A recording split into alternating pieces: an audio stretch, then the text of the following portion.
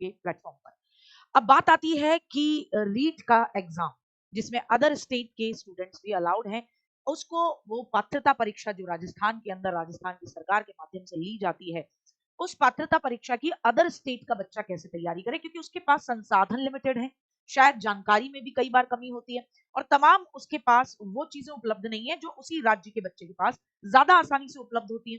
तो ऐसे में बच्चा डरता है कि भैया हम अदर स्टेट का हरियाणा टेट कैसे डालें, हमें तो पता ही नहीं भैया, हम तो उस अप्रोच से कभी पढ़ाया नहीं गया हमें, या हमारे यहाँ बीएड भी हमने बीटीसी उस अप्रोच से नहीं की, राजस्थान वालों का हमें क्या पता। तो इन सारी जो आपकी समस्याएं रहती हैं, उन सभी समस्याओं को दूर करने के लिए ही आपके लिए एक ऐसी रणनीति में लेकर आई हूं कि आप उस बात को समझेंगे, आप प्रॉपर तरीके से बिना बोलते ना न हर्द लगे न फिटकरी और रंग चोखा आए, ऐसे फिटकरी और रंग चोखा आए, ऐसे रंग चोखा आएगा अच्छे तरीके से। तो क्या हमारी स्ट्रेटेजी आपके 70 दिनों के लिए, जिससे कि आप या कोई भी बच्चा भारतवर्ष में कहीं पे भी बैठा हो इस पात्रता परीक्षा को बड़ी आसानी से पास कर सके, उसको किसी भी तरीके की दिक्कत ना आए और आसानी से फ्री ऑफ कॉस्ट, बिल्कुल free of cost with PDF भी मिले, अपने पेपर को प्रॉपरली कर पाए। तो देखिए, एक तो वर्तमान में है 18 तारीख से 18 दिसंबर से सुबह 9 बजे आज आपकी हिंदी की थी, कल आपकी एसएसटी की है। इसी तरीके से 21 तारीख को आपकी किसकी होगी, 21 तारीख को आपकी सीडीपी की होगी।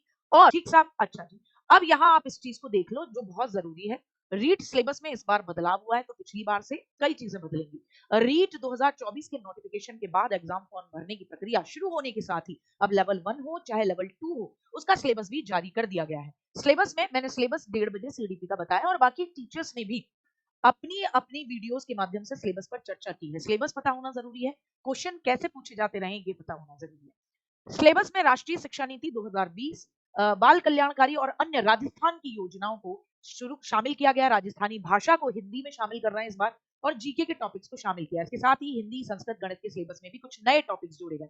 उधर एग्जाम पैटर्न में भी 5 विकल्प, अब आपके एमसीक्यू कैसे होंगे, जैसे बीपीएससी कराता है 5 ऑप्शन वाले, ऐसे ऑप्शन आएंगे। नोडल एजेंसी जो ये पेपर कराती है रीट का राजस्थान में, माध्यमिक शिक्षा बोर्ड ने रीट के फॉर्म भरने के संबंध में एफएक्यू फ्रीक्वेंटली जो बच्चे अधिकतर क्वेश्चन पूछते हैं वो भी जारी किए हैं। इस साल भी रीट 2024 के सर्टिफिकेट की आगे लाइफ टाइम वैलिड होता है जैसे सीटेट होता है।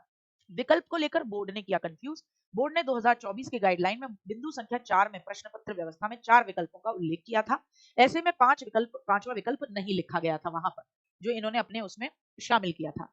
वहीं विस्तृत गाइडलाइन जो खुद माध्यमिक शिक्षा बोर्ड की तरफ से राजस्थान की तरफ से आई है, उसमें 5वें विकल्प और नेगेटिव मार्किंग के लिए लिख दिया है। तो अगर आप जो गाइडलाइन देखेंगे बोर्ड की रीट को लेकर, तो उसमें 4 ऑप्शन है, नेगेटिव मार्किंग की बात नहीं है। लेकिन जो विस्तृत गाइडलाइन आई है तो उसमें 5 विकल्प और नेगेटिव मार्किंग के लिए लिख दिया गया है। अभी जो बच्चे पूछ रहे थे कि दीदी नेगेटिव मार्किंग क्या, तो 1/3 की नेगेटिव मार्किंग के लिए जो डिटेल्ड गाइडलाइन आई है उसमें रीट ने लिखा है 5 ऑप्शन के साथ। बोर्ड की ओर से दोहरे नियम को लेकर अभ्यर्थी कंफ्यूज हो रहे हैं और इसको लेकर देखते हैं क्या कहना है इनका आगे वाले समय में।